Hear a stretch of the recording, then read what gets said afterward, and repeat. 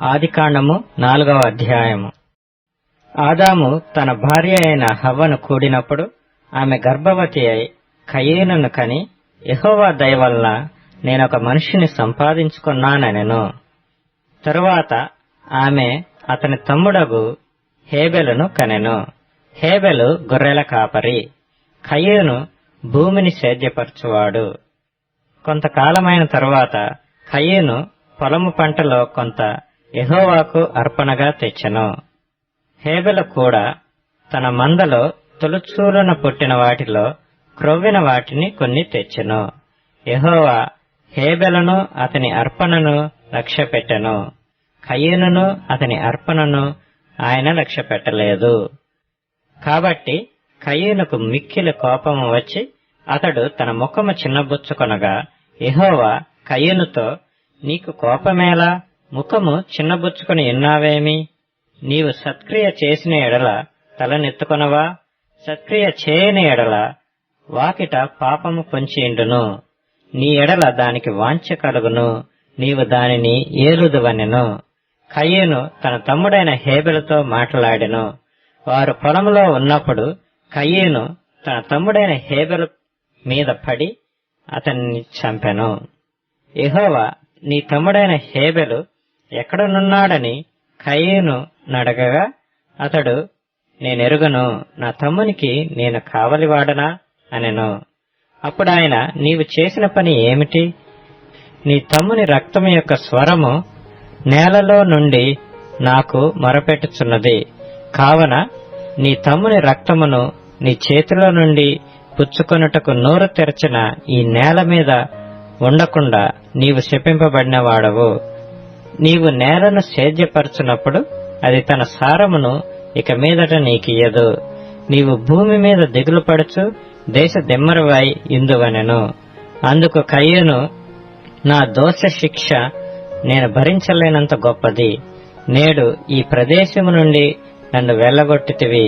నీ సన్నిధికి రాకుండా వెలివేయబడి దిగులు పడుచు భూమి మీద దేశ దెమ్మరునై ఇందును.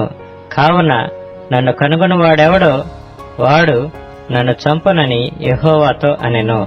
అందుకు యెహోవా అతనితో, కాబట్టి ఎవడైనను కయీనును చంపినేడల వానికి ప్రతిదండన 7 అంతలు కలుగునెను. మరియు ఎవడైనను కయీనును కనుగొని అతనిని చంపక ఇండునట్లు యెహోవా అతనికి ఒక గుర్తు వేసెను. అప్పుడు కయీను యెహోవా సన్నిధిలో నుండి బయలుదేరి వెళ్లి ఏదెనుకు తూర్పు దిక్కున నోదు దేశములో కాపురముండెను. కయీను తన భార్యను కూడినప్పుడు ఆమె గర్భవతి అయి హనోకును కనెను. అప్పుడు అతడు ఒక ఊరు కట్టించి ఆ ఊరికి తన కుమారుని పేరును బట్టి హనోకు అను పేరు పెట్టెను. హనోకుకు ఈరాదు పుట్టెను. ఈరాదు మహూయాయేలును కనెను. మహూయాయేలు మతూషాయేలును కనెను. మతూషాయేలు లెమెకును కనెను. లెమెకు 2 స్త్రీలను పెండ్లి చేసుకొనెను.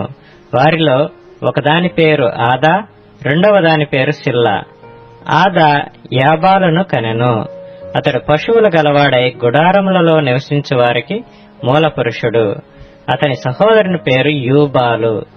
ఇతడు సితారాను సానికను వాడుక చేయు వారికందరికిని మూల పురుషుడు. మరియు సిల్లా తూబల్కయీనును కనెను. అతడు పదును గల రాగి పనిముట్లన్నిటినీ ఇనుప పనిముట్లన్నిటినీ చేయువాడు. తూబల్కయీను సహోదరి పేరు నయమా.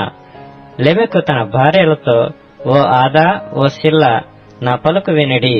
లెమెకు భార్యలారా, నా మాట ఆలకించుడి.